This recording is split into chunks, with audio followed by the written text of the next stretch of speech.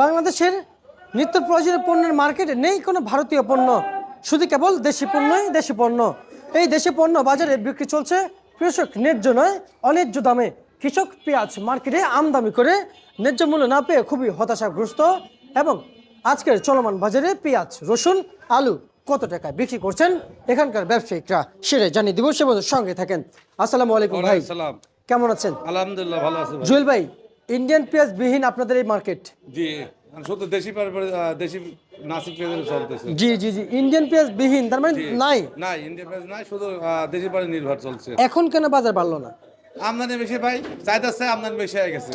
তখন কি আমাদের প্রয়োজন ছিল এলসি পেঁয়াজ দেওয়ার? কোনো প্রয়োজন ছিল না, তখন হয়তো একটু হালকা শর্ট ছিল, পদবর্তী ছিল, কিন্তু এটা তো সরকার এই করতে পারে না যে বাজার এত কমে যাবে। এলসি দিয়ে দিয়েছিল, পরে দেশও আমদানি এলসো আমদানি দুটি এই হয়, দুটির দামে কমে গেছিল।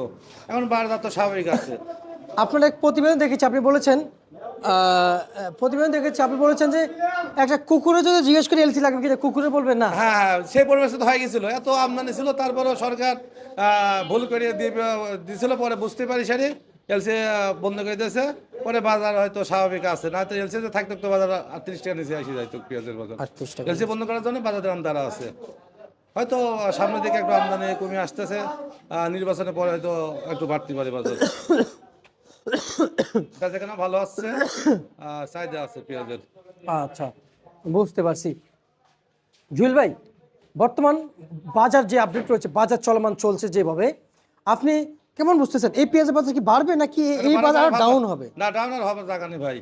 এখন এলসি পেঁয়াজ নাই, বাংলাদেশের দেশি পেঁয়াজ চলতেছে, আস্তে আস্তে বাড়বে ভাই, আস্তে আস্তে বাড়বে। জি।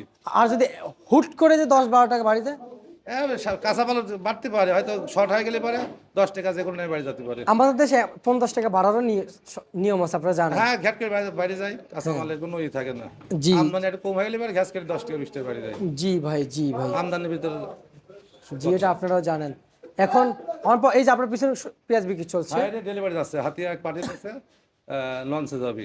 আচ্ছা, প্রচুর মানুষ দেশে যাচ্ছে, তো সেজন্য তাড়াতাড়ি গেলাম যে মালটা ডেলিভারি। সবাই আগামী একের শ্যামবাজারের অধিকাংশ অনেক ব্যবসায়ীর সাথে কথা বলেছি আজকে, না আজকে কয়েকদিন ধরে কথা বলতেছি, সবাই নতুন সরকারকে নিয়ে কিছু বলেছেন যে আগামী সরকার যারা আসবে তাদেরকে নিয়ে অনেক কথাই বলেছেন, কিন্তু আপনি কি বলতেছেন আগামী সরকার যারা আসবে? আগামী যারা ভোট দিয়ে নির্বাচিত হবে, তারা যাতে দেশে যাতে সবাই ভালো থাকে সেই দিকে লক্ষ্য যাতে রাখে, তাহলে দেশের মানুষ শান্তি থাকলে সবাই শান্তি থাকবে।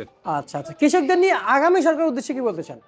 কৃষকের তো দেখার কেউ নাই, হয়তো আগামী যদি কোনো সরকার দেখে এলসি না আসে, তো চাষিরা ভালো থাকবে। আচ্ছা আচ্ছা আচ্ছা, আর যখন ভরা মৌসুম হবে তখন তো এলসির দরকার হয় না, তখন এলসিটা বন্ধ থাকলে পরে চাষিরা ন্যায্য দাম পাবে। ন্যায্য দাম পাবে না? আচ্ছা, কৃষকরা তো আজও ভোগান্তি। জি। আচ্ছা, বাজারে পেঁয়াজ কত বিক্রি চলছে কৃষকদের? চাষিরা পেঁয়াজ নিম্ন যেটি সেটা 32 টাকা, আর ভালো যেটি সেটা 35, 36, 38 আচ্ছা আচ্ছা আচ্ছা, চলতেছে বর্তমানে। আর এটা নাসিক পেঁয়াজ, এটা 35 টাকা বেশি, মোটা পেঁয়াজ। আচ্ছা, রসুন কত বিক্রি করলেন? রসুনের দাম বেশি ভাই, রসুন 60, 65, মাথা 70। আচ্ছা, আলু কত বিক্রি করেছেন? আলু একদম ধস ভাই, আলু সস্তা, আলু 10, 10.5, 11, মাথা 12 টাকা। আচ্ছা আচ্ছা আচ্ছা, আলুর বাজার আর সম্ভাবনা আছে এবছর? না, একটু বাড়তে পারে, কিন্তু কমার জায়গা তো শেষ হয়ে গেছে, লক্ষণ নাই, না দেখা যায় আর কমবে না, কিন্তু হয়তো সামনে আর একটু আমদানি কম হলে পরে, স্টোরে ঢুকলে পরে তখন আস্তে আস্তে বাজার বাড়বে, আস্তে আস্তে বাজার বৃদ্ধি হতে পারে। আচ্ছা আচ্ছা আচ্ছা, বাজার বৃদ্ধি হতে আমাদের জন্য ভালো হয়, মানে আমাদের কৃষকদের জন্য ভালো হয়। কৃষকরা লস বাঁচবে, যাতে টিকে থাকতে পারে। বাজার যদি 15-20 টাকা পায়, তা তো দাঁড়া থাকতে পারে, 10 টাকা বেশি তো কিছু থাকে না চাষিদের।